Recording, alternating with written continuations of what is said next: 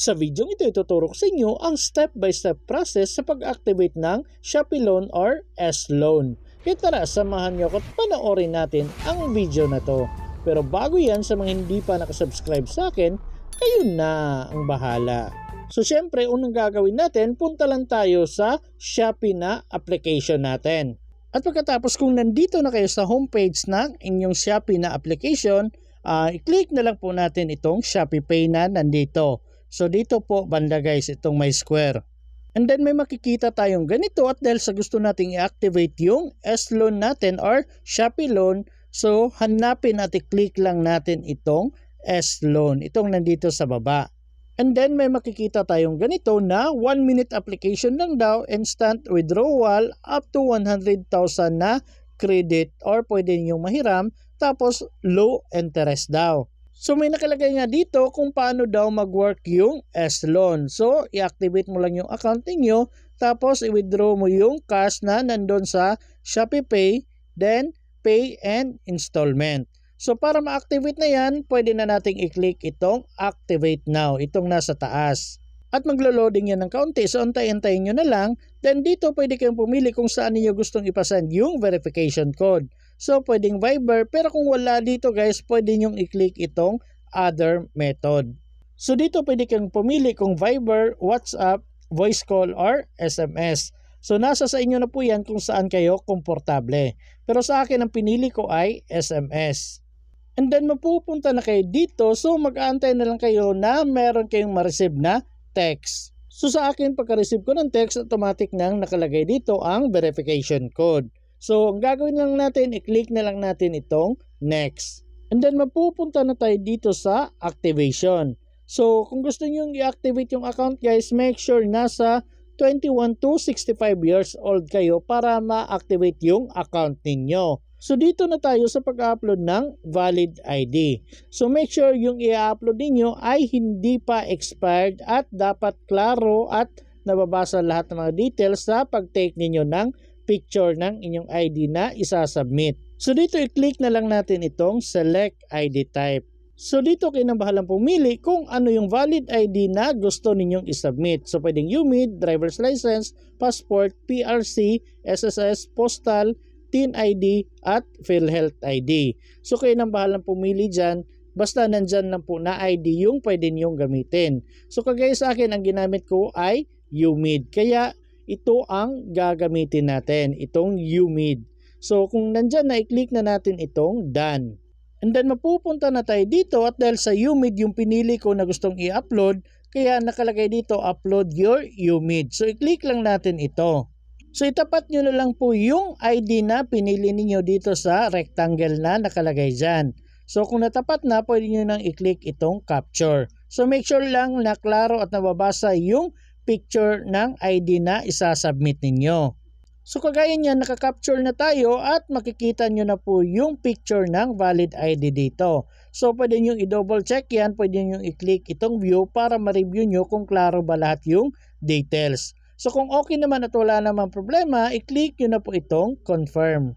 And then mapupunta na tayo dito sa step 2, which is ang additional information.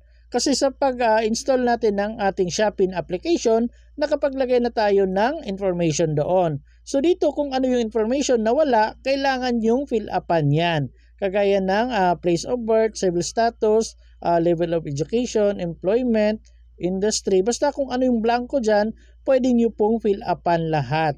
Basta dito guys, hindi ko na kailangang i-explain sa inyo yan kasi personal nyo yan. So sa employment, kung employed kayo or hindi, tapos sa industry, kung saan kayo nagtatrabaho, tapos kung meron kayong business, anong pangalan, ilagay nyo dito, tapos occupation, kung ano yung trabaho ninyo, tapos dito maglagay kayo ng monthly income, yung range lang ng inyong monthly income. So personal na yan, alam nyo na yan kung ano yung ilalagay dito. So i-review nyo po lahat ng mga information na nilagay ninyo. And dito naman tayo sa secondary ID type. So may nakalagay dito na optional. So pwede kayong maglagay, pwede rin pong hindi. Nasa sa inyo na po yan. Pero sa akin nga hindi na ako naglagay. And dito sa baba, ilagay nyo po yung complete address ninyo. So kung wala pang nakalagay na address dyan, lagyan nyo ng complete address. So kung parehas lang yung current address at permanent address niyo, i-click nyo po itong kulay green. Pero kung hindi, wag nyo i-off nyo po yan. Maglagay kayo ng permanent address niyo. Pero kung parehas lang, i-click nyo po yan, dapat magkulay green po. And then dito naman tayo sa paglalagay ng secondary contact. So ilagay nyo po yung name, tapos yung number dito. At pagkatapos dito sa relationship, kayo nang bahalang pumili kung parents ba ninyo yung ginawa ninyong secondary contact, spouse, children, or relatives, or others. So kayo nang bahalang pumili dyan. So kung na-fill upan nyo na lahat, i-review nyo na lang po. Then kung okay na at wala ng problema, i-click nyo na po itong box katabi ng I agree. Then itong box katabi ng by activating S-loan para ma-checkan. So kung kagaya na nito, may check na yung dalawa, so pwede na nating i-click itong confirm. And then may makikita tayong ganito na kailangan yung i-double check yung mga information na nilagay ninyo. So kung okay na, i-click nyo ulit itong confirm. And then may makikita kayong ganito na kailangan nyo nang mag-ready para sa facial verification. So make sure guys, ready na kayo. So kung ready na, i-click nyo na itong facial verification. And then mapupunta na kayo dito sa pag-take ng selfie. So dito ipasok nyo na lang po yung buong mukha ninyo dito. Tapos meron namang parang drawing na tao dyan. So ipasok nyo yung mukha ninyo, then steady nyo na lang. At kung na-capture na nila, automatic nang may makikita kayong ganito, verification in process. So wag daw kayong mag-leave, din mag-antay kayo ng 5 seconds para ma-verify. And then may makikita na naman kayong ganito, verification in process, then activation result in a few seconds. So antay-antay lang, wag talagang mag-leave para ma-proceed yung application ninyo. And then may makikita kayong application under review. So mag-antay kayo ng 1 working day. So bali sa akin, Saturday ng gabi ako nag-apply, tapos akala ko nga hindi pa ma-approve ng Sunday. Pero pag check ko Sunday ng tanghali, approve na po yung application ko. So yun na nga, pagka-check ko ng Sunday, tapos pumunta ako sa aking Shopee na application, then click ko itong Shopee Pay, and then click ko ulit itong S-Loan. And then ganito na po yung nakita ko. Congrats, you have successfully activated your S-Loan. Then makikita nyo na po dito kung magkano yung limit na binigay nila sa inyo.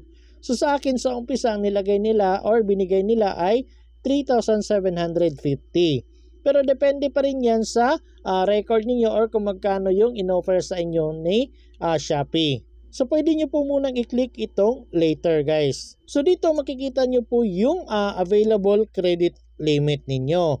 So pwede na kayong mag-borrow kung magkano yung gusto ninyong kunin. And bukas ituturo ko sa inyo kung paano mag-loan dito, and makikita natin kung magkano yung magiging interest and ilang buwan pwedeng bayaran.